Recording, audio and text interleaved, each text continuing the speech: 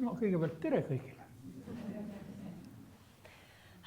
Mul on suur au olla siin, Jüri ise on öelnud mulle, et usaldas mulle nii-öelda olla mantlipärijaks ja hoida Kadrioru lossi pärandi uurimise ja populariseerimise lippu, mida tema, see põld, mida ta on kündnud, et meie nopime sealt vaikselt vilju siis juba pikki aastaid.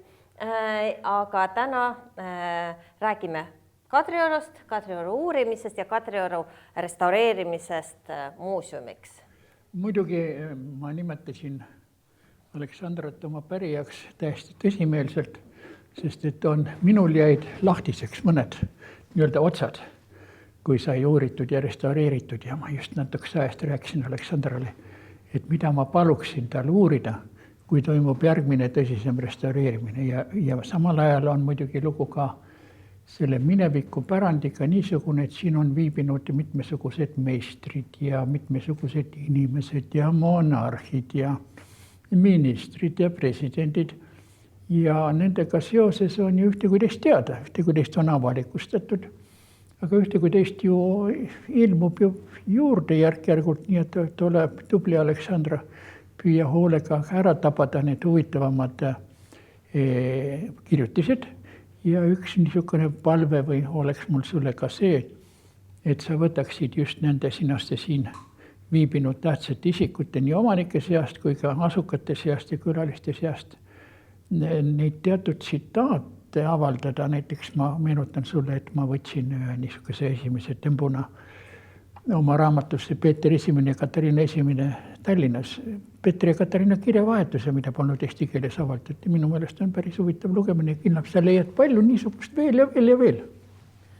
Jaa, Kadrioru, et minu poolt on, kuna 18. sajandi ajalugu, Kadrioru puudutav ajalugu on olnud Jüri Pärusmaa, siis mina olen uurijana rohkem kaevanud ja käsitlenud 19. sajandit ja seal on tõesti mitmeid suvitajad, kes siin on olnud ja need suvitusmälestused ja kirjad on näiteks siis just Vjazemski, kes siin 2 kuud veetis ja iga päev, iga postiga abikaasale kirju saatis ja need on ka trükis avaldatud ja on väga värvikad kirjeldused siinsest eluolust, et kõik selliseid asju on aga meie eriti kokkuvõtteid me siis praegu sellest nii palju, kui on suures Kadrioru lossi ajalugu puudutavas monograafilises raamatus, mida me ühiselt välja andsime, et see on kirjas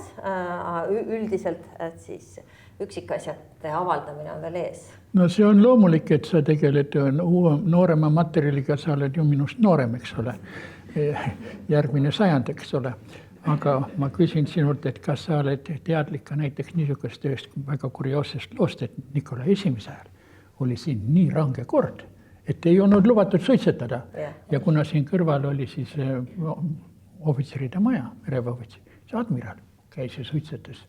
Ja lossi peateener kaebas ta peale kohtusse või siis admiral kaebas selle teenri kohtusse, ei luba tal suitsetada. Sees tohtis aga väljas pargis. Ei, see suitsetamise keelamissilt on või see teatetahvel nii-öelda oli sisse sõidul Kadriorgu siis Nikolai I ajal, et see ratsutamine pargi alleedel ja suitsetamine pargi alleedel oli keelatud. No miks siis ratsutada ei tohtinud? Sellepärast, et see lõhkus liivapuiste teid. Ratsutada tohtis ainult ümber ringi käival tänaval, välimisel ringil ja sisse said ainult siis sõita, tulla jala. Selge, et keisrile seda keegi ei keelanud, et tema tuli tõllaga juurde. No kui mina kui vanem ma mäletan, kuidas Peetri ajal oli, et vaesõduritel oli antud korraldus, et laske neil siin käia kodanikel ja sõita, aga vaadake, et nad ei sõidaks tõldadega ja või kaarikutega üle lillepeenarde ja ei murraks oksi ja lilli. Sellepärast on siia vahisõdurid välja pandud, aga mitte üldse keelamiseks. Nii et avaliku pargi idee on tegelikult juba siiski alates Peeter Esimesest juba siin toimuma hakanud ja see on nüüd võib-olla Kadrioru puhul kõige imetlusväärsem, et ta oli rajatud avaliku pargina ja on siiani püsinud avaliku pargi aus, kusjuures iga ajastu, peaaegu iga 10 on midagi ära võtnud ja midagi juurde andnud, et see on ütlemata põnev ja ma loodan, et ka sina, Aleksandra, suudad rajada mingisuguse nurgakese, mida kutsutakse hiljem Aleksandra pargiks. Okay. Ja selleks, aga siit edasi arendades on Kadrioru kui elava kihistustega koosluse, arhitektuuri, looduse, inimese, ajaloo koosluse, loomulikult kõik siis need kasutusviisid, eluviisid ja stiilid on muutnud vajadusi ja on muutnud siis välimust. Ja siit on tulnud Kadrioru restaureerimisele mitmeid etteheiteid.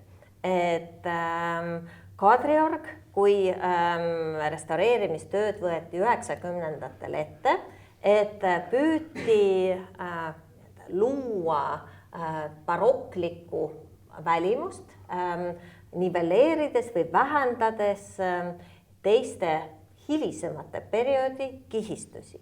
Et see valik, et kuna sina koostasid ajaloolisi õiendeid 90-ndatel toimunud remondiks, tuletud meelde, siis korraks sirvinud tagasi, siis 92. aastal oli selline vaatepilt Kadriorule, kus oli ehituseks suletud, et loss ei näinud kuigi kaubanduslik välja ja restaureerimiseks. Nii, siis me tuleme Jüri juurde tagasi. Kutsuti või need ajaloolise õiendi, ehk siis need reeglid ja eesmärgid ja programmi restaureerimiseks sina koostasid, sest muuseum seisis, lossihoone seisis suletuna mõnda aega, vahetati katus, ei olnud rahastust ja siis tuli Rootsi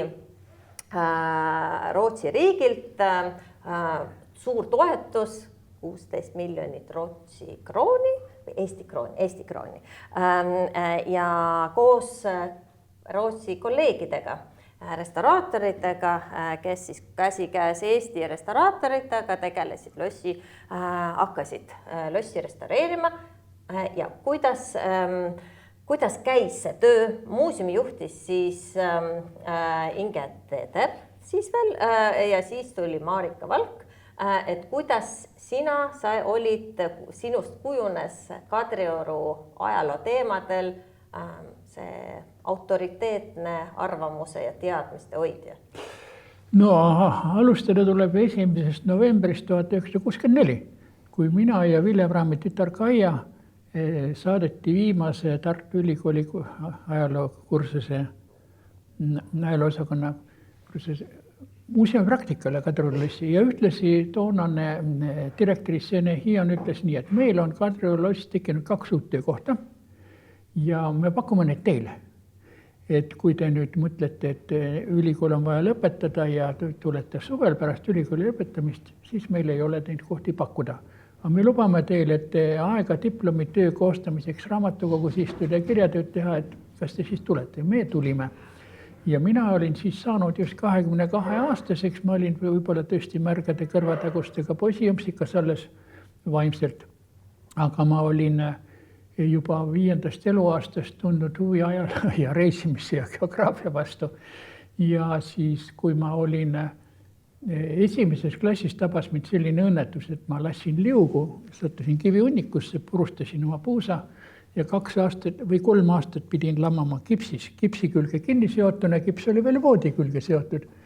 Ja see oli 2., 3., 4. klass ja siis ma leiutasin ühe aksioomi. Keha võib vangistada, aga vaimu mitte. Ja siis algas see minu reisimine ajas ja ruumis. Ma unistasin sellest, et kui ma terveks saan, kuhu ma lähen, millistest riikidesse, millist kultuure vaatama ja nii edasi. Ja siis mind hakkas see ajalugu, just kultuuri ajalugu kõige rohkem huvitama. Ja selle tõttu, kui ma astusin ka Tartu Ülikooli ajaloosakonda, kuigi üldajaloos ma pettusin, sest toona see oli veel väga stalinistlik, aga seal oli mul veel teine hea idee teisel kursusel. Kui oli gootika, siis ei olnud Leninit, ei olnud kommunistlikku parteid. Ja siis ma otsustasin spetsialiseerida kunstiajaloole, kuigi professor Vaga, minu õpetaja, ütles niimoodi, kunstiajaloolane olles ei saa ei rikkaks ega kuulsaks. Mina mõtlesin, tühja mul rikkusest või kuuld, peaasi, et oleks huvitav töö, mille käigus saab ausaks ka veel jääda. Ja vaat niimoodi ma siia sattusin, aga siia sattudes loomulikult midagi suuti, mis loss see niisugune on, mis seos on sellel Peetriga ja mis seos on sellel teiste valitsejatega ja miks on siin fassaadil vastik tahvel, et siin oli 1917. aastal Tallinna tööliste soldatite nõukogu ja nii edasi. Ja siis ma lugesin kõigepealt muuseumi raamatukogus, mis lugeda oli ja toetusin autoriteetidele nagu professor Vaga, Helmi Üprus ja siis Mai Lumiste. Ja kui siis selgus, et ma sain siit teatud asjad, sain nende kaudu muidugi teada ja muust kirjandusest ka, aga kui selgus, et palju küsimusi, eriti lossi algusjärgust on nagu, ei ole vastuseid. Keegi ei tea, keegi ei mäleta. Ja Eestis pole ka arhiivimaterjali enne 1754. aastat. Siis ma leidsin, et nii aitab autoriteetide kummardamist, lähen Venemaale.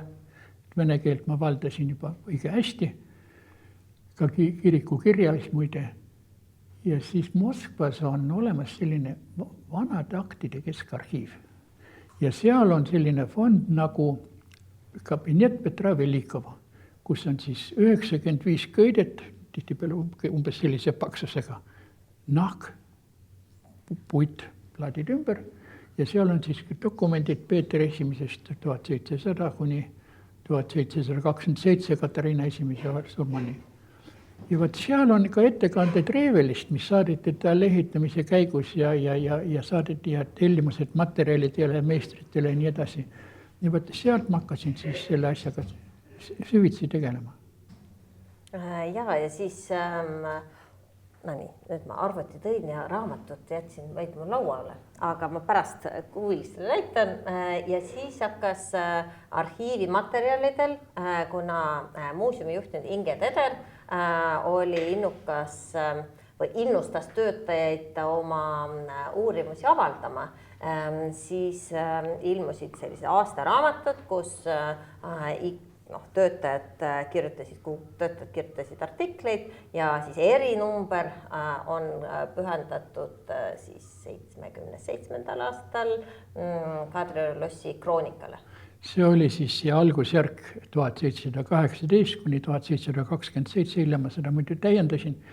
Ja selle uurimise käigus meie raamatukogus leidsin ma ühe suurepäraselt huvitava foto, sellist Igor Grabari Vene kunstiajaloos, vaade lossi peasaali, kus oli ta veel siis tsaariaegsel kujul ja seal on näha siis nende B ja E ümber olevad aupaiste kullatud pulgad, aupaiste ja siis on nende kuulsuse geeniuste käes on palmilehed. Need olid siis teravad nagu palmilehed, tatlipalmilehed ja vaat niisugusena on neid taastatud ka siis rootslaste ajal. Vahepeal oli seal midagi nagu kapsalehtede näolist ausalt öeldes. Nii et selles osas mul oli õnn ja rõõm ja võimalus leida midagi, mida saab Kadrioru lossile kaotseleennust tagasi anda. Ja neid kaotseleennust asju, neid oli muidugi hulgi. Jah, et siis need fotod olid siis 1905 tehtud enne 5. aastat, et kui siis 3.-4. käisid mööda Peetri lossi majakesi need Mirris Kustva rühmitusse kuulunud kunstnikud, ajaloos huvitatud kunstnikud eesotsas Aleksander Benoaga ja siis avaldati need fotod ja need ongi siis revolutsiooni-eelsed kõige paremad jäädvustused Peetri majast Narvas, Peetri majast Tallinnas, meie lossist, aga kahjuks on pildistatud vaid peasaali ja siis verandat, et kahjuks neid eluruume ei ole kuskil jäädvustatud. Vaata, kui sa oled eluruumidest väga huvitatud, siis võta, see on Tartus inventaarium Kadrioru lossina term 1785, kus on kõikide ruumide kohta üksikud mööbliesemed ja sealt saad teada ka, et Peetri majas paiknev voodi ei ole mitte Peetri, vaid Peetrivoodi, sest Peetrivoodi oli kasepuust ja valge siidiga ka vormistatud ja see ei ole säilinud. Aga seal on, nagu selgub, Katariina voodi toodi pärast Peetri surma toodi laevaga Tallinna, ma tean isegi, mis laeva nimi oli. Ja, et need loendid on tõesti vaimustav lugemine, kus on kuni sülituskastide, liiva sellise anumateni, mis oli see ööpotid, kõik on loendatud, mitu peeglit, mitu tooli, mis materjalist, mahakontoolid, tukitoolid, voodid, käsitöölauad suurvürstinnade ruumides, et siis on see kõik ja seinte värvid, mis siit tapeediga või siit kangaga ja millise mustriga on ja siis Kadrioru. Aga kas seda loendit ei olnud idee, et kui lossi 90. aastatel renoveeriti, et selle ajaloolise õiendi koostamisel, et millest sa lähtusid ja millised olid printsiibid, mis seal peamistena kirjas olid? No üldiselt oli ikkagi niisugune hoiak, et seal, kus on võimalik, me püüame taastada esialgseid kaotselenud detaile, nagu neid lossiakid, kõik uued aknad, eks ole. Väikese ruudulised, enne olid vahepealsed ampiirjaotusega. Rõdu sai puidust sambakestega rinnatisi, vahepeal oli seal raudne. Katus sai, eks ole, palustraadi, mis oli kaotsi läinud, aga mille kohta oli säilinud ju suurepärane kirjeldus. Ja peasaalil näiteks olid klaasitud uksed, vahepeal enne restaureerimistud umbsed uksed said tehtud, nüüd taas klaasitud. Ja nii edasi ja sai siis põrandati neid parkette taastatud ja ahjud puhastatud ja konserveeritud nii, nagu nad olid, eks ole. Nii et selles mõttes sai mõndagi tehtud, aga need värvide osas sai jäetud osalt ikkagi vabad käed, eks ole, et oli põhjust kasutada mitmesuguseid värvilahendusi, millest osa võiksid olla intensiivsed nagu barokkaajal, aga osa hilisemal mahedamad ja pastelsemad. Aga lõpuks värvitigi hästi pastelsed, olid helekollased, helesinised, roosakad, oranžikad, et kuidas sul endal tundus loss, et kas sa selle sisekujundusprojektiga ajaloolasena olid rahul või see toona ei tekitanud küsimust? No vaata, tähendab, päris autentset ju neid lagesid peaaegu ei ole, eks ole. Selles lossitiivas on üldse kõik need vahelajad on põlenud 1745, eks ole. Siin pole ühtegi algset ahju. Ahi, mis on seal kõrvalruumis, on pärast tulekahju juba rokoko. Seal tiivas on vanad ahjud, need sinise maalinguga nimed Hollandi laadis. Need on säilinud, need on siis autentsed, eks ole, ja samuti seal tiivas ülemisel korrusel nurgaruumis tagumises on säilinud ka ehtne stukklagide kooriga, millel puuduvad ainult maalingud, aga muu on kõik olemas. Aga mujal on ju need lahed uuendatud või ei oma enam niisugust kõrgstiilsust, mille tõttu me võiksime öelda, et siin on ahi, siin on põrand, siin on stukkdekoorlaes, et selle tõttu me peame ka värvid mahutama samasse kümnendisse, nagu see sisekohendus.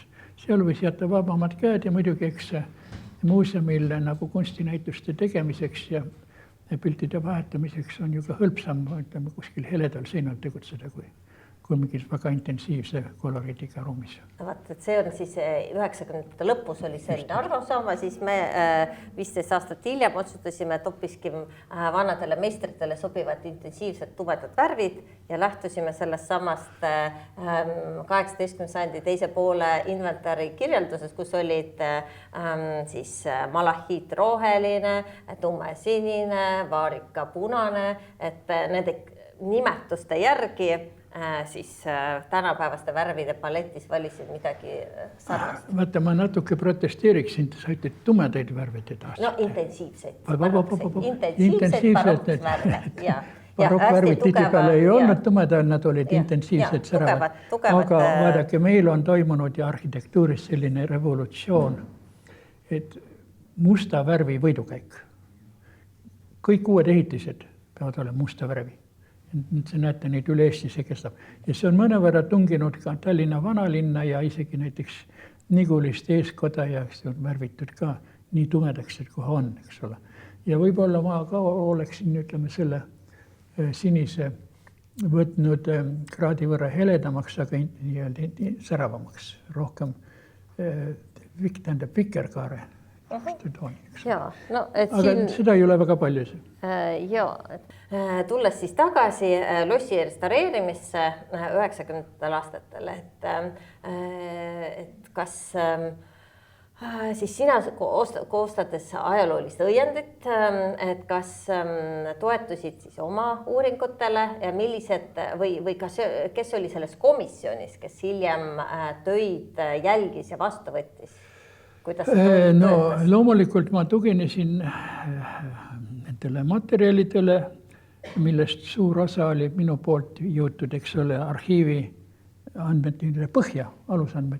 Ja hiljem on mõned autorid neid kommenteerinud, no näiteks toon sulle, et professor Vaga arvas, et see Sammastega redu on ehitatud siia alles 19. sajandil.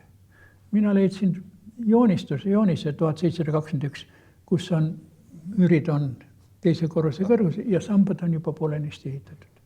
Nii et mõnel võrra mul lükkasin autoriteete arvamusi ümber mõnikord ja mõnikord ja nii oligi, nagu nad kirjutasid.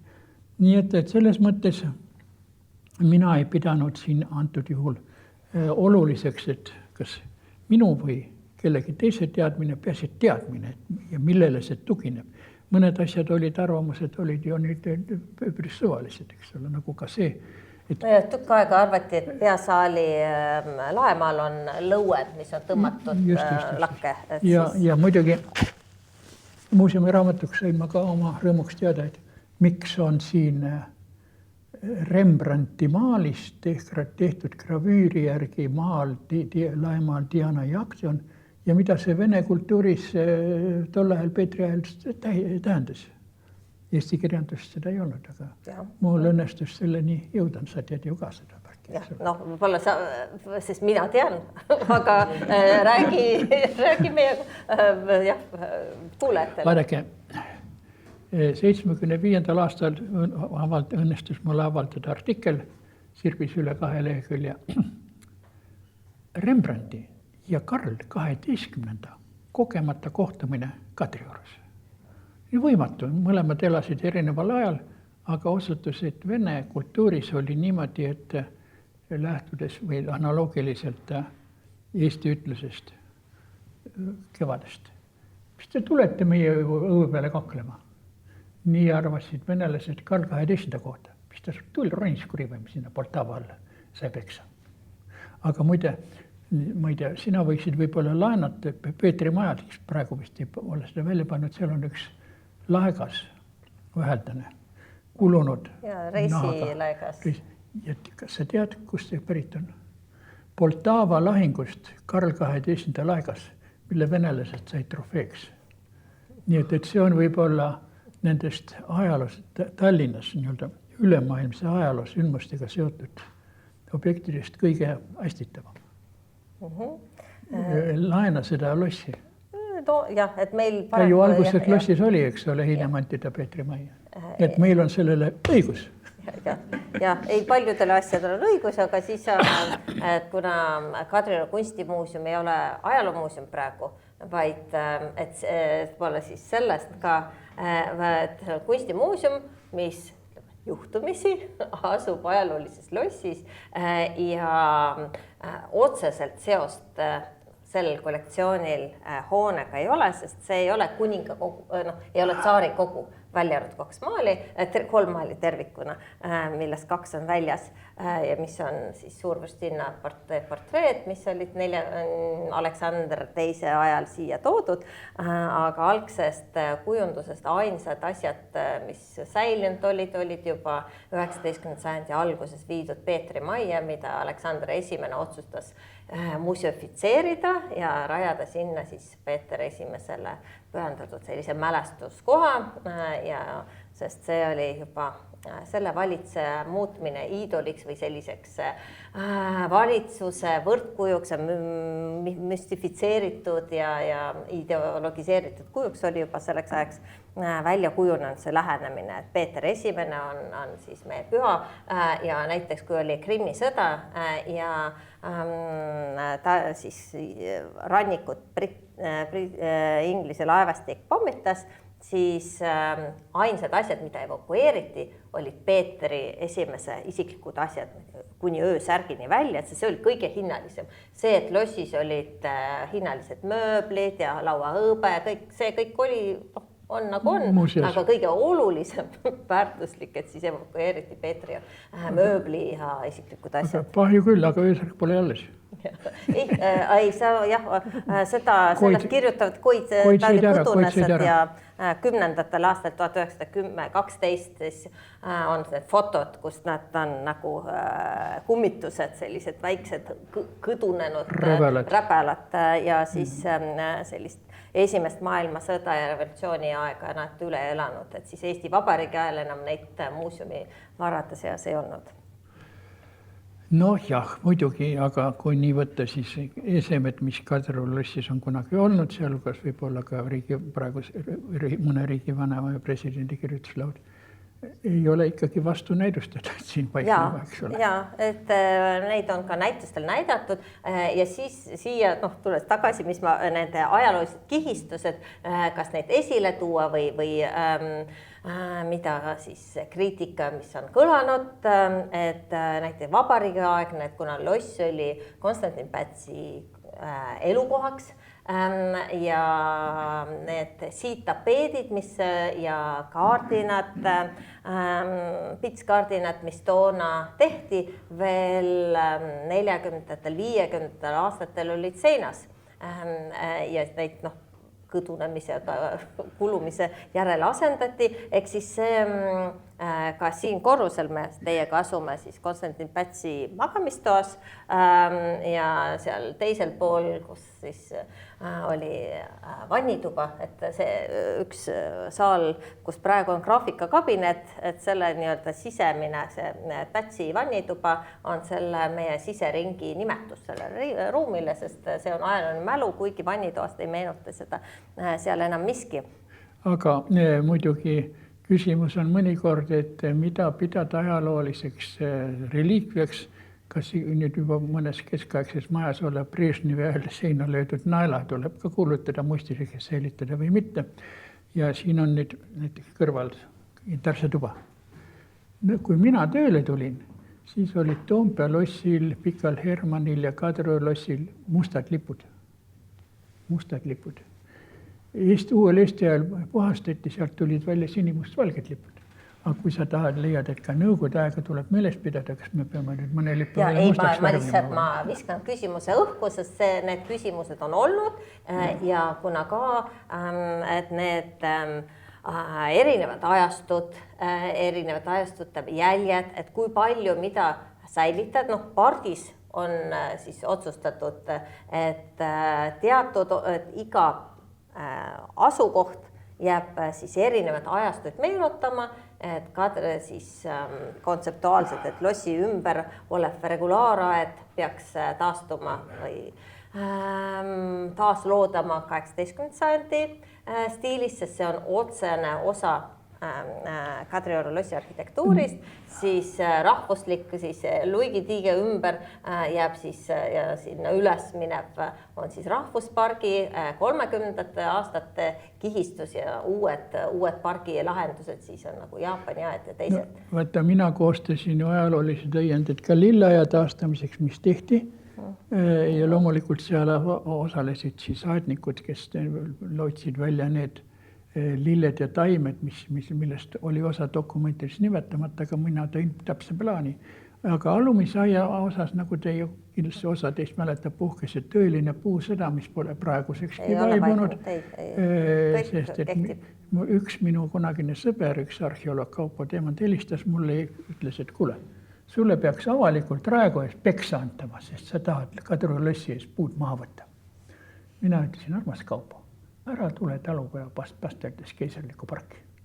Me jätame sulle talupojagliku Tammesalu alles, aga all me taastame Keiserlikus laadis ikkagi. Punkt. Aga ei, see punkt on 3 punkti endiselt ja lilleaed, mida praegu seal jalutajad ei oska seda kritiseerida, aga kui 2000. aastal selle siis avati, siis on siis seda, kuidas küll ei sõimatud, et siis pseudobarokiks ja herneaiaks ja igasugused. Nüüd on juba harjunud, eks ole. Et ja alumise aiaga on endiselt küsimus lahtine, et muinsuskaitse, need ajaloolised eritingimused, mille koostamisel siis mina ka osalesin, et need aegusid, kuna linnavõimud ei astunud üksegi sammu nende teostamiseks ja nüüd on siis uued reeglid, mis ütlevad, et midagi ei ole vaja teha. Need tuleb jätta kõik nagu on. Vaat toona, kui Kadrioru lossi avati, siis üks Vene reporter kargas mulle ninna küsimusega, et mitu puud te kavatsete lossis maha võtta. Ma ütlesin 956. Aga praegu on nendest järele jäänud 103. Ei, natuke rohkem üle 200, et siis lossi esine Suurem osa on juba nendest puudest maha, haigetest vanadest puudest maha võetud, siis nüüd edasi minna ei ole. Jah, aga see on siis tuleviku küsimus, aga siis kas, kui Kadrioru lossi ja lilleaia restaureerimised, rekonstrueerimise tööd käisid samaaegselt praktiliselt. Et siis aastal 2000 avati mõlemad lilleaed ja Kadrioru kunstimuuseum. Kui palju sa siis osalesid ka lilleaia nõustamisesse või kuidas selle loomine käis, siis vaata siis sinu leitud ka Ermitaaži Peetri dokumentides, kabineti dokumentides atribueerimata joonistus, mis käib siis meie lilleaia tagaseina kohta, kust siis skulptuurid jäid loomata. Skulptuurid jäid loomata, Peeter suri liiga vara ära. Ja selle tõttu ongi praegu seal lihtsalt tagasihoidlikud vaasid. Aga muidugi, mis nendesse skulptuuridesse puutub, siis skulptuure mõnevõrra hakati ju tegema. Need on, eks ole, Peetri majas praegu seal keldris valdavalt. Seal on nii Peetri kui Katariina püstid ja siis on seal siis veel nii-öelda jumalusi ja neid aasta-aegu meenutavad püstid osalt. Ja midagi viidi siin ka ära pärast Peetri surma, kui õukond oli kolinud Peterburist Moskvasse ja see Tallinn jäi liiga kaugele, et tulla siia suvitama. Et me ei tea täpselt, mis siin veel siis on, mis ära viidi. Aga viidi ka pargi inventari ja purskajõude varustust ja need kaotused olid suured, aga muidugi praeguse seisuga on taastatud need maskaronid, mis olid, kust vesi voolas suust välja, aga kasutati liiga viletsat tehnikat. Nii et need torud ei tööta praegu enam, kahjuks. Ja siis lossi seinas, sest algselt olnud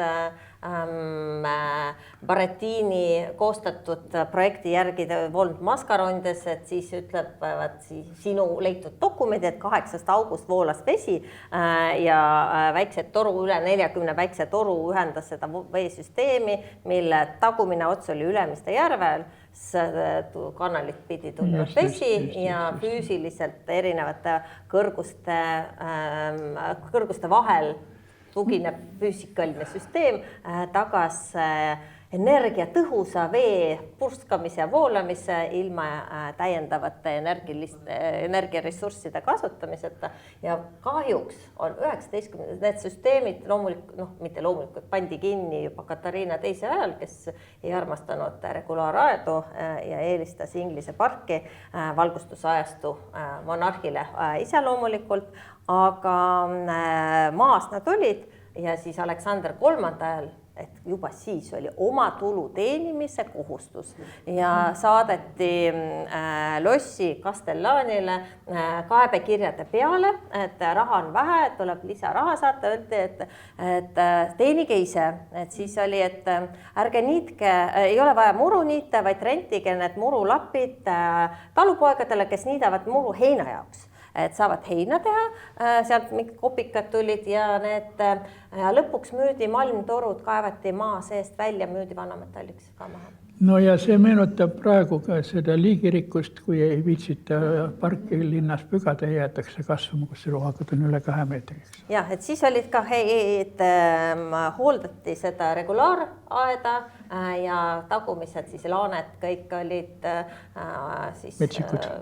Ja ei hooldatud, selles mõttes 2 korda aastas tehti heina ja mõnes kohas olid aiamaad, soldatite peenrad. No kuidas sinul on plaanid pargiga? Tahad ka rajada mõnda liigirikkuse keskust? Et siis, aga õnneks siis Peetri aedades on olnud tõesti liigirikkus, et kuna tema oli pragmaatilise inimesena neid ka iluaedade baskettide vahele käskis alati viljapuud istutada. Et siis siin on ploomid, kirsid, õunad, pirnid, et ei ole siin mingid tühja ilu, et mingi kasu peab ka olema. Aga praegu see Kodula tänava otsast sinna poole ju siit Lasnamäe Jalamil oli ju puuviljaaed, eks ole, ja juurviljaaed. Et sa võiksid hakata ka jälle porgandeid kasvatama. Jah, et siis oleks muuseumipoes hea müüa ka. Just. Oma tulu teenida.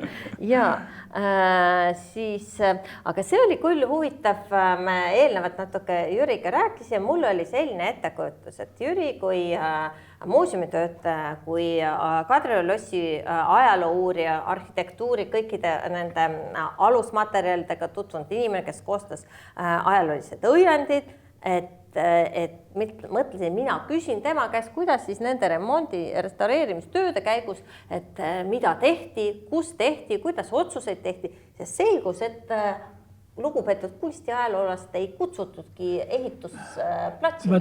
Lugu oli niimoodi, et ja kuna mina olen koostanud ajaloolise õiendi, siis VRV komisjon oli, kes siis selle Poola, või mitte Poola, vaid Rootsi-Eesti restaureerimise ajal siin tegutses. Iga nädal oli meil koosolek, kus midagi arutati, teatati, mis toimub, aga koha peal ei toodudki. Nii et ühesõnaga sel ajal mina lossis ei käinudki, nii et see oli muidugi mõnevõrra kummaline, aga kummalisust on muudki ja üks asi, mida mina pean nagu häbenema siiani seoses lossiga on see, et minul läks 40 aastat, enne kui ma taipasin. Miks loss on niimoodi ehitatud fassaadiga sinna lääne poole? Kas sa oskad mulle vastata? No kas vastus on see vaade? 2 vaadet. 2 vaadet, jah. Sest vaadake, Peeter Esimene ju raius Venemaal akent Euroopasse ja see aken oli Soome laht. Ja võt sealt paremalt, kus oli Peetri kabinet, need seal postakendest rõdult. See aken Euroopasse paistabki. Aga Euroopa ise, Tallinna vanalinna tornirohke siluett, mis paistis lossi fassaadilt, akendest ja nii edasi, kui ei olnud selline ülemäära kasvanud puid, et ei tekkinud. Nii et see oli, aga mina seda ei taibanud, seda teist asja. Siit me näeme seda asukohta, kust seal üleval Peetri maja jääb selle teljelt välja ja seda heideti ju ka arhitektile ette all, et seda, ja siis need ühendati erineva telja all olevate aedadega ja siis algus oli soov, et Peetri majast tuleb see kanal, see tuleks otse ka Kadrioru lossi nii läbi ülemise kui alumise aiaga saanud, siis oleks tulnud see Peetri maja maha lammutada ja ehitada teise kohta. Selle tõttu on siis niisugune kanalite ebakorrapärasus siin mõttemangus. Aga et see vaade nüüd sellepärast rajati, mul on piinlik, et ma seda varem ei taibanud. Aga tõenäoliselt, Aleksandra, ma loodan, et see muidugi ei häbista, aga et sul on ka mõni idee, mis selgib siis, kui sa oled 40 aastat siin juba mõtlesin. Ma väga loodan, et mul õnnestub leida mõnes eeskujude raamatus seletus nende naispüstide kohta, mis asuvad kavinate peal, mis on selgelt allegoorilised, mis ei ole kellegi portreed, aga kuna neil ei ole ühtegi selget atribuuti, et neid määrata millekski, siis mul on erinevad ettepanekud, aga mul ei ole ühtegi tõendit. Vaata, aga mina vaatasin väga silmitsesin tähelepanelikult Salomon Seltrechti poolt tehtud püsti, Katariina püsti seal Peetrimäe keldris. Nad on õige sarnased. Salomon Seltrechtil on see, et temal kõik naised on üsna sarnased omavahel.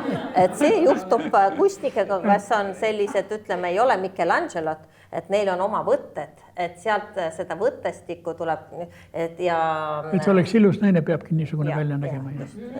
Ja see on ka õige mõte, meil oli siin Tallinnas selline maalikunstniku Lunditser barokkaajal, tal on kõik naised ühte näguga. Ja me vaatame meie nümfe laemaalil, et ükski ei ole väga ilus, aga kõik on üsna sarnased. Et siis kuidas kunstnik oskab, nii ta teeb. Muidugi seal saalis on üks ootuspärasem, et ühel kaminal on Katariina ja teisel on Peetrus, eks ole. Aga on kaks naist, üks on eleegiline ja teine on kindlameelne. Et see võib olla siis päev ja öö, meri, vesi, õhk, sellised mingisugused voorustale. Vaat, kus hakkab filosofeerima. Aga kuna tol ajal eksisteerisid sellised eeskujude raamatud, et siis ma loodan leida selle õige eeskuju raamatu, et leida, et mille allegooriad need on, et mille järgi siis neid on tehtud. Seni oled sa natuke hajavil veel, jah? Mul ei ole õnnestunud veel seda õiget eeskuju leida, nii nagu õnnestus leida väikeste laemaalide emblemaatade eeskujud, mis siis pärinevad Versailles'st, Gobelänidest ja järgmine aasta loodame ühe nendest tuua ka siia Tallinnasse. Ja see on väga tore. Ausalt üles nende emblemaatadeni ma ei jõudnud, kuigi ma jõudsin ära seletada need akende kohal olevad reliefid, mis siin on. Et siis see on siis kolleegid siis edaspidi oleme vaadanud, et väiksed laemaalid pärinevad siis Versailles asunus 4 aasta aega symboliseerinud Gobelänidelt, kus siis nurkades olid embleemid ja see kevade ja suve vaibalt on siis need pääsuke, liilja, roos ja viljavihk koos nende Hakake uuesti kuduma ja müüge suveniridena. Ja ei kududa seda kangastelgedel kuldsete Gobelänidega on keeruline.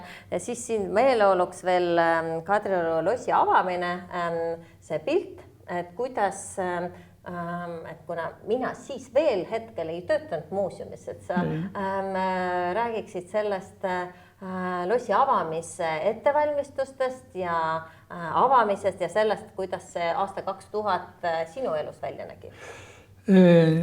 Kahetine, sellepärast, et ma olin küll juba Marika Valgu poolt kutsutud ja seatud, et hakata Kadriorust kutsema, aga ma ühtlasi sellega ajal valmistasin ette arhitektuurimuuseumis näitust Stiilne detail vanalinnas, mille ma koostasin erinevate muuseumide materjalidest ja osalt oma kodusest kollektsioonist, mille avamine oli ka üsna lähedal, ma ei mäleta praegu kuupäevi selle siin lossi avamisega, nii et õigupoolest noored daamid tegelesid toona rohkem nii Kadrioruga kui mina. Aga need ettevalmistused muidugi siin tõid kokku ikka väga suure rahva hulga ja palju neid sinaseid kaameramehi ja ajakirjanikke, nii et see oli ikka tõeliselt meelde jääv suurejooneline rahva kogunemine, mille jah ainult need tervatilgad olid need küsimused, et palju te puid kavatsete maha võtta. Aga siis muuseumi avamise järgselt mäletan mina, et Kadriorus reedeti toimusid Jüri Kuuskemaa tuurid, mis olid lakkamatu populaarsusega, ma ei tea, võib-olla siin viibijatest keegi on nendelt käinud, et mina siis lossis ei töötanud veel, aga kuidas selliste lossi ajaloost või kas sa rääkisid ainult lossi ajaloost või need olid ka nagu sinu raadiosaated, iga kord oli erinev teema? Ei, see oli lossi ja pargi ansambel muidugi. Iga kord oli mõnevõrra oli vaja rõhkusid muuta ja siis tulid kõik need ekskursioonid vastavalt ekspositsioonile, eks ole, Eesti kunsti ülevaade, mis siin oli. Ja siis ma sain niisuguse väga omapärase õppetunni kord. Ma olin juba, vaata, kui sa kaua millegi sarnasega tegeled, siis see muutub natuke automaatseks. Ja siis räägid, ma tabasin end mõnikord, et ma räägin ja mõtlen oma mingeid teisi mõtteid. Ja paned plaadi peale. Paned plaadi peale käib. Ja siis ma ütlesin, nii ei või, sest see muutub igavaks ja tuimaks, et ma pean rääkima nii, et ma mõtlen sellest, millest ma räägin ja mida ma vaatan. Ja üks käitumisnõue sai mulle selgeks veel siis ka, et see oli varem muidugi juba varasemas. Ja see oli veel 60 aastatel rühm. Mina vaatan, pilk jääb pidama näiteks ühele kenamale, nooremale naisterahvale. Siis vaata edasi, järgmise riikiga jälle samasse kohta. Ja siis sain kord niisuguse õppetunni. Vaatasin ühte kena neidu 3 või 5 korda. Siis tuli paar sammu eemalt tuli üks noormees, vabanda.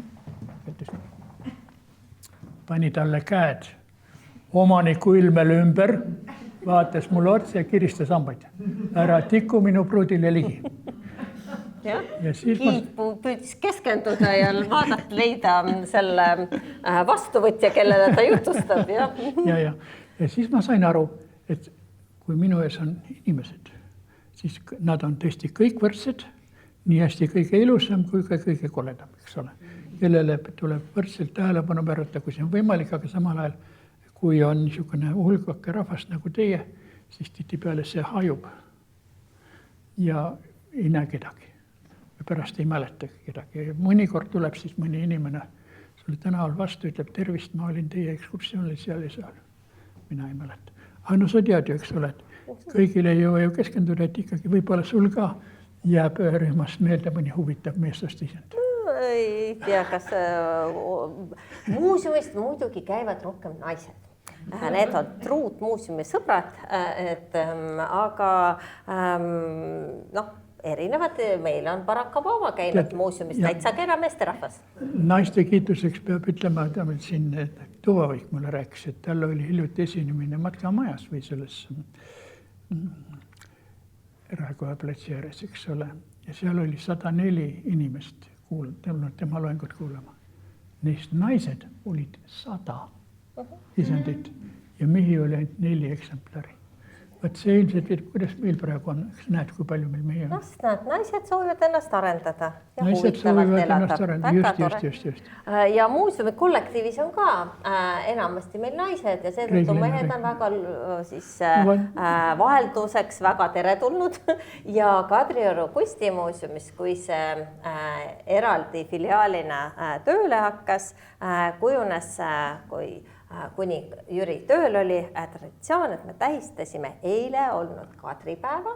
Ja siin on siis aastal 2001 esimese, teine lahtioleku aasta 2001 Kadripäeval tehtud foto ja igal Kadripäeval siis kogunesid kolleegid kokku, kaeti laud ja siis Jüri rääkis mõnes Katariinas vaheldumisi, kas oli Katariina esimene, Katariina teine, Püha Aleksandria Katariina. Katariina Aragooniast või kuskilt mõned. Ja, erinevad Katariinad tulid teemaks. Kastiiliast. Ja.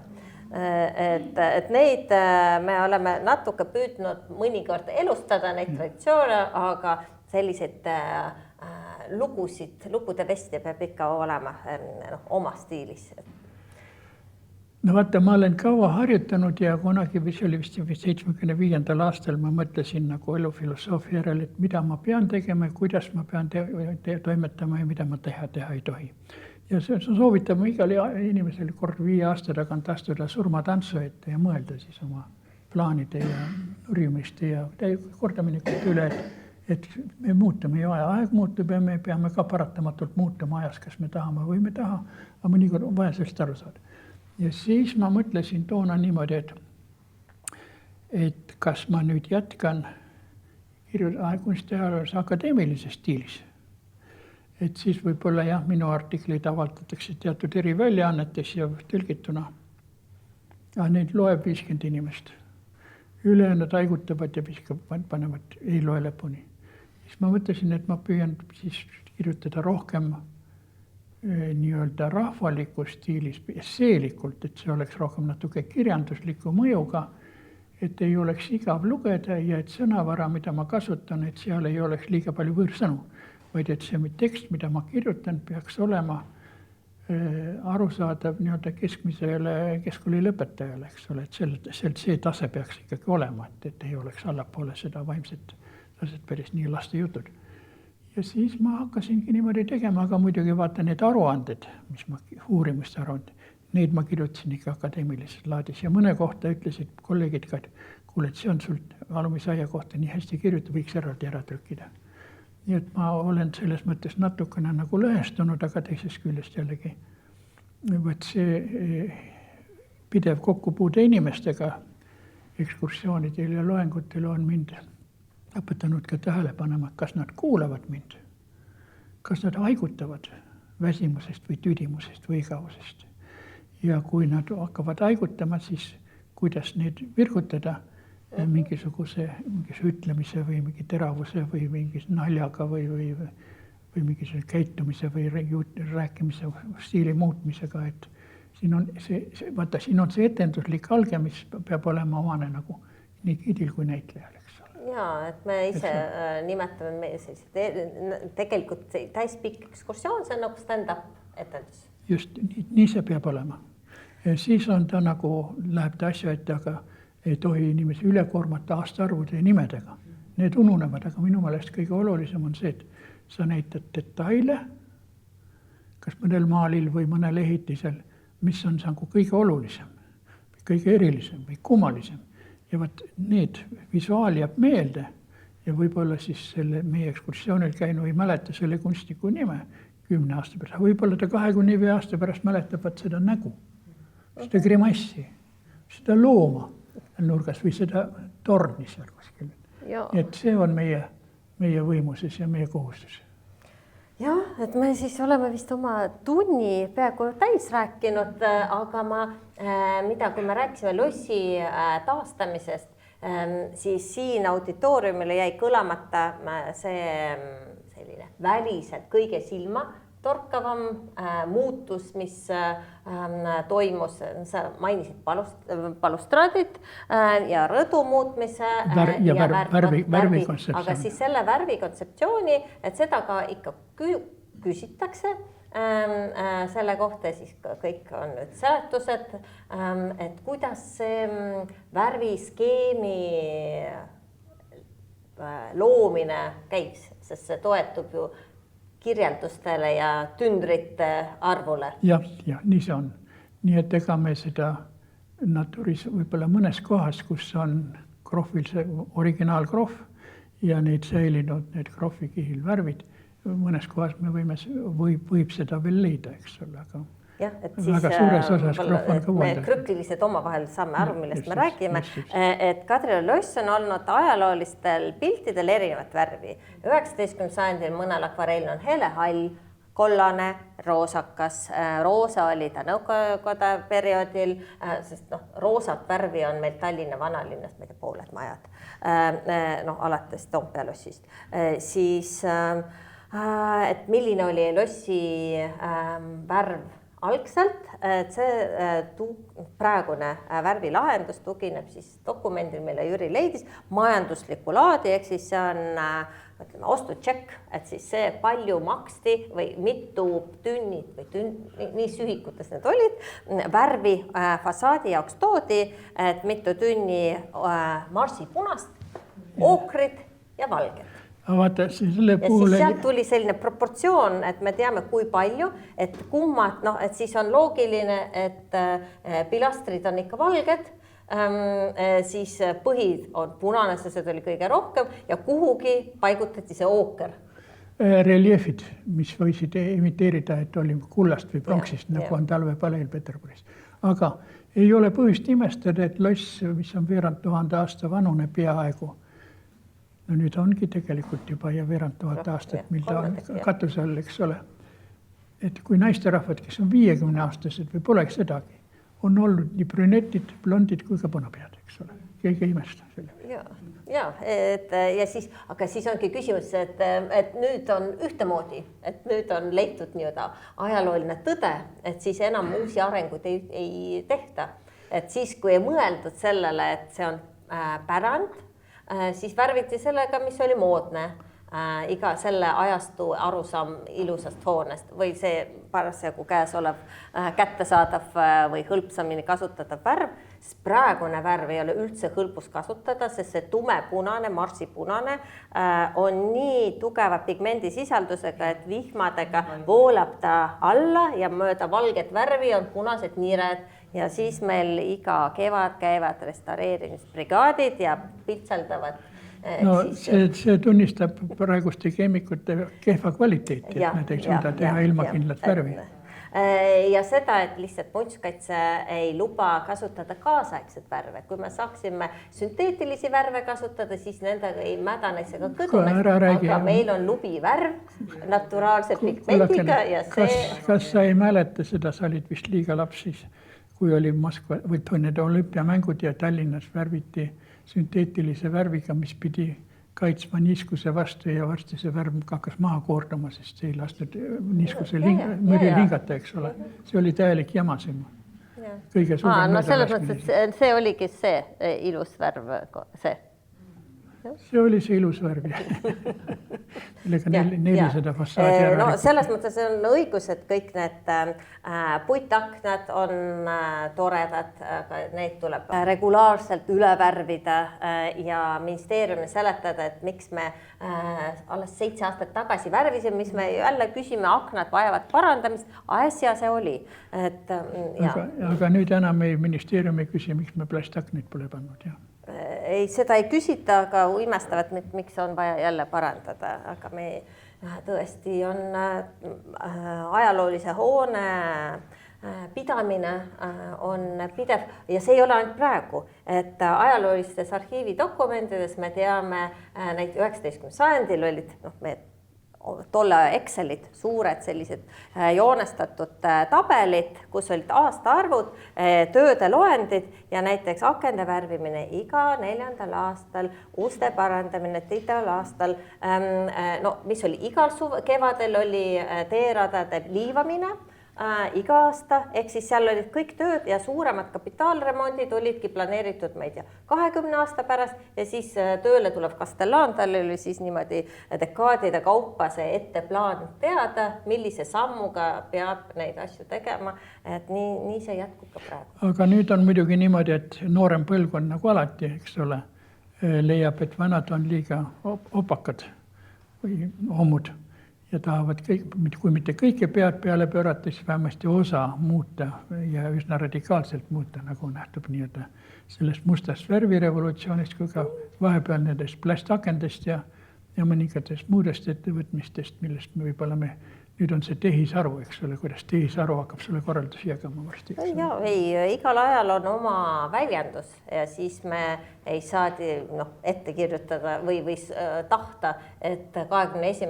sajand ehitab barokkooneid, et see on loomulik, et ei ehita ja igal ajal on omad materjalid ja ideed, aga siis kui me oskame väärtustada ja hinnata möödunud sajandite pärandit, sellest ise õppida või siis hoida kui meenutust meie minevikust. No võt keegi, vabandust, mul ei tule hetkel meelde, kes seda väitnud on, aga pärand on nii kaua aktuaalne, kuni ta suudab sünnitada uusi ideid. Et pärandi järjepidevus ja see, et ta toidab loovust, kuni ta toidab loovust, on see pärand. Kadrioru loss on väga elus, sellepärast, et meie viimane loovust peasaalis inspireeritud selline performance siis toimus 1,5 aastat tagasi siin peasaalis, kus siis kaasaegse tantsu kunstnik etendas siis lugu Acteonist ja siis sellest inimeseks ja inimese ja looma metamorfoosidest olles inspireeritud meie. Aga Artus Muusikus alles laupäeval andis siin ka toreda kontserti, mis oli Prantsuse barokk ja see kõlas nii ehedalt tõesti, et sa ütlesid õieti, et see Prantsuse klassikaline on nüüd meile lossi jõudnud, oli küll võimas. Jaa, et siis on need muuseum, kuna olles kunstimuuseum, Kadrioru kunstimuuseum asub Kadrioru lossis, mis määrab paljuski ka meie tegevusi. Ühes küljest on meie kollektsioon ja meie näitused lähtuvad teostest, mis on Eesti kunstimuuseumi välismeistrite, Euroopa ja Vene meistrite teostest ja nende uurimisest. Ja teisest küljest hoiame me Kadrioru minevikku, Kadrioru arhitektuurilist ja kultuurilist pärandit ja vahelduvate näitustega ka sellest räägime. Igal juubelil on meil olnud siis lossi ajaloole pühendatud selline mitte kunstiline, vaid selline ajaloonäitus, emotsionaalselt kultuurilooline, siis kui loss sai 290 ja 300. aastapäeval. Et see on üks muuseumi missioonidest, mis me saime siis Jüri õppetundides ja hoiame seda kui ühte olulist suunda muuseumi tegevuses praegu ja loodetavasti see jääb ka edaspidi. Ja sellega võiks teha Aleksandrile aplausi.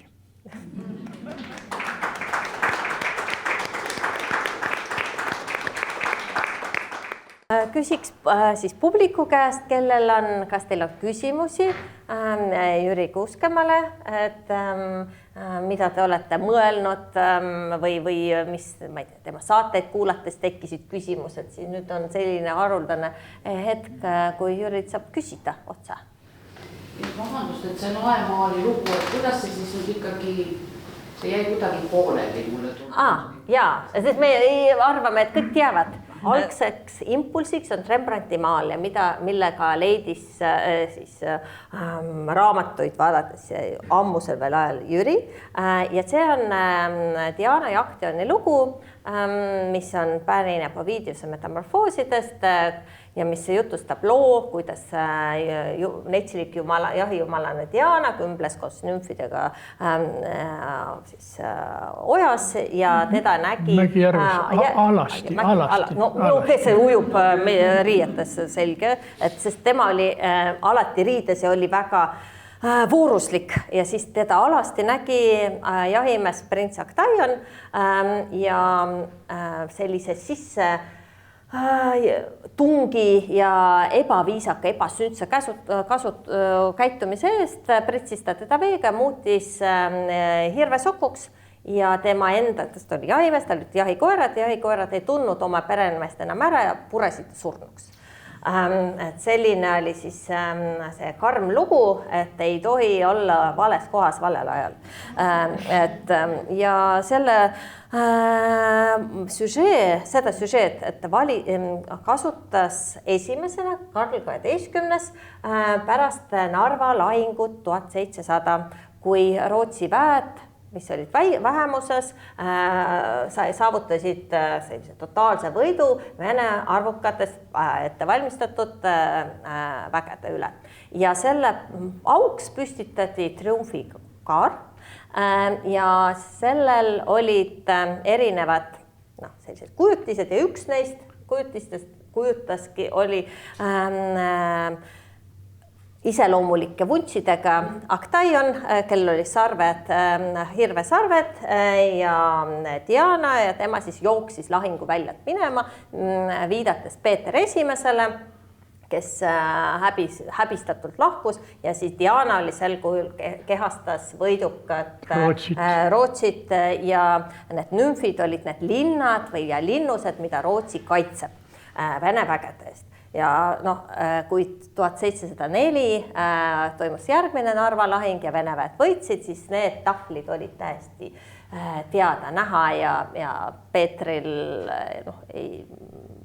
see lugu sai teatavaks ja loomulikult olla niimoodi karikeeritud ei olnud meeltmööda ja siis järgnevate võitude puhul kasutati ka Vene õukondlikus kunstis seda süžeed Diana ja Acteoni, aga nüüd juba vastupidi, et ümber pööratud, et Rootsi kuningas oli see Acteon, kes saigi oma liitlastelt lüüa, sest algselt temaga liidus olnud Saksimaa pöördus siis tema vastu ja Poola, Saksimaa, Vene astusid Vene poolele üle, et siis see allegooria pädes. Ja peale meie peasaali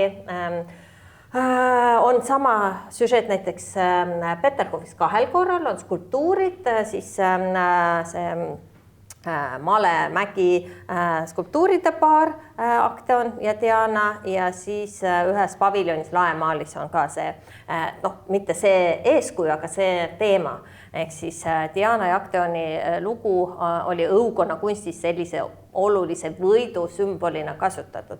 Aga see, et nad kasutasid seda eeskujuna maali, mis on tahvelmaal ja vahendajaks Rembrandti maali vahel ja meil laemaali vahel on graafiline leht, et nüüd me vaatasime siis, me alati oli see teadmine, et Magdalena van de Passe oli madalmaade naiskunstnik, kes tegi illustratsioone Ovidiuse metamorfoosidele ja siis sellel loo juures oli selline pilt, nagu me peasaali lael näeme.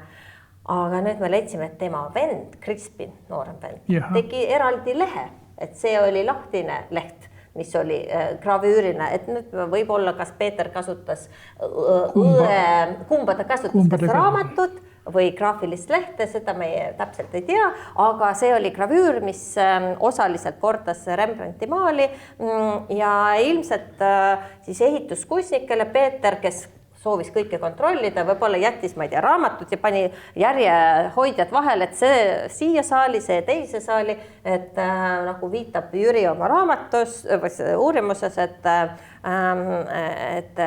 lossi laed olid kaetud maalingutega Ovidiuse, Tacituse teemadel. Ehk siis teine korrus, peakorrus oli tervikuna või enamus ruumides pidid olema laemaalingutega kaetud, aga paraku Nikolai esimese ajal arvati, et nii kõik on vanamoodne, löödi vanad stukkdekoorid maha, tehti ilusad klassikalised karniisid ja nii see läks.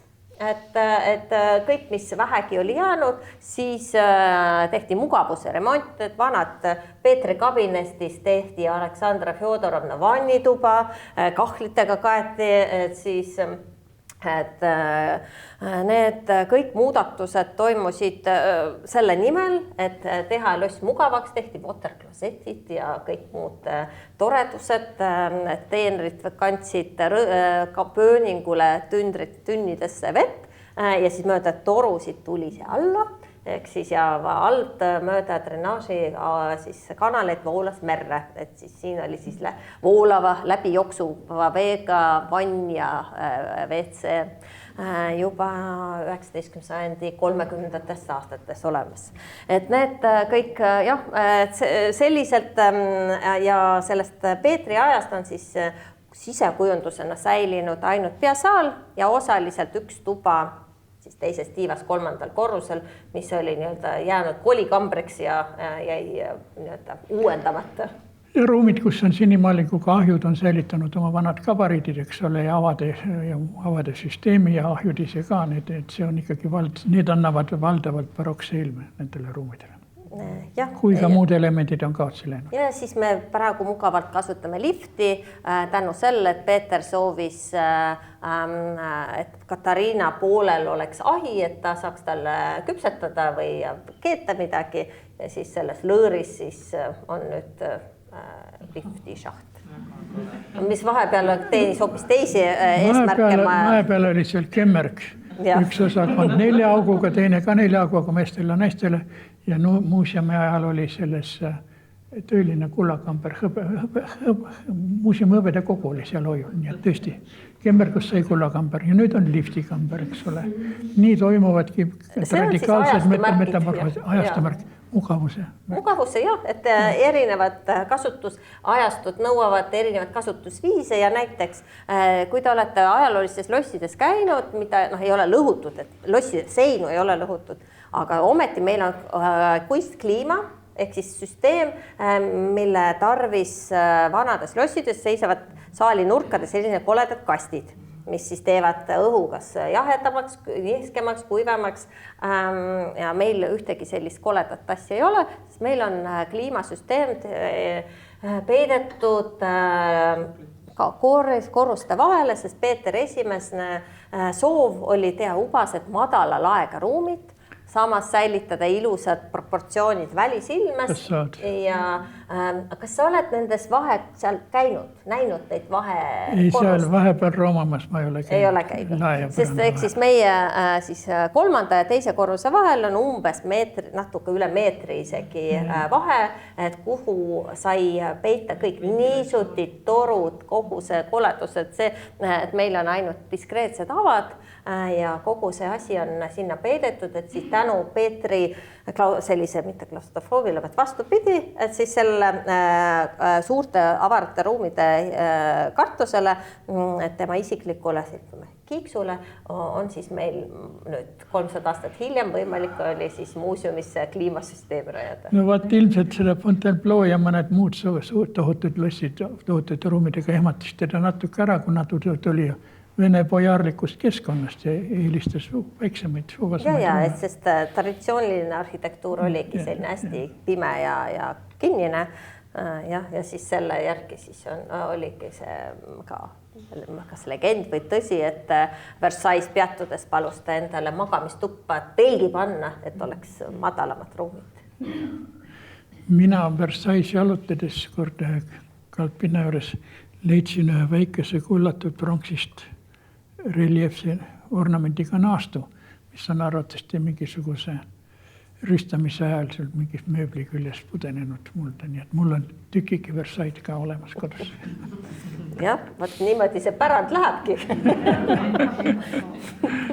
Ma küsin, et ovaalake, et see on hästi üke detail, et kas selle muutmisel oli ka mingi nagu kirgi või ei olnud, see läks lihtsalt rahulikult ilma diskussioonideta, sest oli ilmne, et see seal eelmine aknakujundus oli hiline.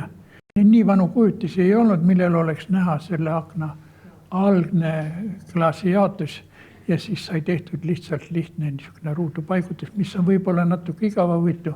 Võimalik, et seal keskel midagi kunagi oli midagi ornamentaalset, aga selle kohta meil andmed puuduvad. Jah. Väga paljud inimesed minu käest küsivad, et kas teil kummitab, et see millegi pärast inimesi väga huvitab. Mina ütlen küll, minu meelest see lossis midagi ei kummita, sest loss on väga hea. Ei no vaata, muidugi see, Peeter käib trepi mööda, seda sa ju tead, eks. Jah, et siis seda muuseumi valvurit. Sellega on ju niimoodi, et vaadake, see trepp, peatrepp tamme, see on 30 aastat uuendatud ja seal on ju niimoodi laud ja selle all on vertikaalne laud. Ja kui päeval palju käiaks, need pealmised lauad natuke koolduvad niimoodi. Ja kui siis me oleme päeva lõpetanud kõik ära läinud, siis need hakkavad ennast sirgu ajama. Ja siis kui see kõver lauda ajab ennast sirgu naksakaga, siis ta lükkab seda püstlauda järgmisele horisontaallaual. Ja nii võib mõnikord kuulda nagu 10 sammu järjest ja see ongi Peetri kummitus. Ja kord oli meil muuseumi 18. juuli, me tähistasime 22. juuli, eks oli muuseumi lossipäeva. Õhtul panime välja eeskotta marmorsamba ja sinna otsab Peetri valgest marmorist püsti ja siis sai pandud talle valge lina ümber, mis ulatus maani. Nii et siis tõesti tuli öövalvur ja pidi peaaegu püksi tegema ehmatusest, et kuu alguse õhtul Peeter seisab vestibüülis täies suuruses 2 meetrit. Jah, ei, see, et varasemal ajal oli muuseumis esemetega ümberkäimine palju ütleme, leebem ja vabam ja loomingulisem. Aga samal ajal teaduritega ümberkäimine oli ka vabam ja loomingulisem kuna oli proletariaadi diktatuur oli välja kuulutatud, siis proletariaadi hulka loeti ka muuseumi öövalved, kelle üks vanemad prouad tavaliselt või tädid. Ja neile anti siis vastu 1. maid ja 7. novembrit suure sotsialistliku oktoobrirevolutsiooni aastapäeva, vaba öö. Ja meie teadurid pidime siis siin öösel olema. Ja nii olen ma saanud ka osa nendest Peetri kummitustest ja muust sellest sarnasest, eks ole. Ja, et see oli 70-ndatel? See oli 70-ndatel, 80-ndatel ka. Nõukogude aeg. Selge. Ja siis võeti ära kirjutusmasinad, mandi luku taha, et keegi kirjutaks nõukogude vastaselt mingisuguseid tekste. Ja ilusti valvaks. Ja me ilusti valvame seda. Au Leninile, au Stalinile ja edasi. Ja ma siis lõpuks ütlen, et siis siin on Jüri tööhoos Lossi Pööningu korrusel, et siis praegu te üheski ruumis, kuhu teie saate sattuda, sellist akent Lossis ei näe, sest üleval Pööningul tõesti kõik on kliimamasinad, et seal ei ole enam ühtegi ruumi, aga siis nõukogude ajal olid seal töökabinetid, et siis need poolkaraknad. Ja see oli see aken Orvas, kuhu parajasti mahtus kirjutuslaud ja minu tool. Selle vastu avanes vaade siis merepoolsele tiibhoonele, mis oli alguses määratud Lossi meessosteenijatele ja kus siis Petri ja Katariina ööbisid 1721 suvel. See oli esimene hoone, mis ansamblist valmis sai. Lossis nad ööbida ei saanud, see oli telingutes veel nende viimase visiidi ajal. Aga selle ruumiga seoses lõpetuseks rääkida üks tõesti sündinud anekdoot. Mina istusin seal, mõtlesin, lugesin ja ka kirjutasin. Ja toona ma kirjutasin selles ruumis, see oli mu viimane töökoht Lossis, enne Lossi remonti minekut. Kirjutasin juba pastapliiatsiga ja siis oli niimoodi, et see aken ei käinud väga hästi kinni, üleval hing, aga jäi nagu mingi õhupragu sinna kuskil. Ja kord tuli sealt erilane sisse. Erilane nendas laua peale, käis mööda seda kirjutuslauda, siis tuli minu selle paberi peale, kuhu ma kirjutasin, ja siis tuli mööda seda kirjapulka tuli üles minu käe peale siia kohta. Aga kuna mul on see karvan, ma olen karvan nagu ahv natukene, siis ta takerdus minu karvadesse. Ja mina vaatasin, mina ei hakanud teda ära ajama ka, ta käitusin rahulikult. Osa inimesi hakkavad ju karjuma ja nagu hiirt nähes ronivad laua peale kisendavad, eks ole, appi. Mina ei reageerinud. Järgmisel päeval tuli ta jälle ja õige mitu päeva järjest. Ja ma olin meelitatud, et üks erilane tuli ja luges minu teksti. See oli eelretsenseerimine. Ja siis mõne aja pärast tuli ta koos pruudiga. Kahekesi käisid, lugesid. No kõik oli väga rahulik ja siis, kui ma läksin puhkusele, suvepuhkusele, tulin tagasi siis selle akna all oleva selle ulatuva laual, olivat nii suur moodustis. Nad olid sinna pesa teinud endale. Ja seal olid need järel tulevad põlved ja ma vast imestama nii väikesed erilased, nagu nad on, olid suutnud oma ilast ja ma ei tea, mis asjast veel kokku ehitada sellise suure pesa, kuhu mahtus terve trubikond erilasi ära. Ja need käitusid, need lapsed käitusid ka väga hästi. Väga kenasti minusse suhtusid ja lõpuks, kui mind saadeti ära Nigulistesse 1984, oli jah, nii oli, siis sattus sinna Harri Liivrand ja tema esimese asjana oli selle erilase pesa ära likvideerinud. Aga niisiis ma soovitan jah selle peale, et kui te näete erilast, ärge hakkake karjuma, ärge ronige laua peale. Kui te rahulikult käitute, mõelge, mida võib tunda väikene erilane, kui ta mingit niisugust kolossi nagu mina või sina näeb natuuris ja kardab, et me võime ta ära tappa, eks ole. Ma siis töölauaga viimase tõesti mind alati huvitav küsimus. Meil on legend, et seal vaata see must kapp, et see oli sinu töökoht. Ja see oli minu toos ja seal olid minu asjad sees. Siis see ei ole legend, vaid ongi ei ole ehtne barokk, millega ma olin kokku kasvanud. aga meie püüame hoida objektiivsust ja huvitume sellest kihtidest ja erineva ajaloo õppetundidest ja kuna meil pole nii palju võimalusi ja ambitsioone, et mõni järgmine lossiansambel rajada näiteks Jürintal või siis Sinuntal, Aleksandrintal, siis me püüame alles hoida ja propageerida Kadrintaali.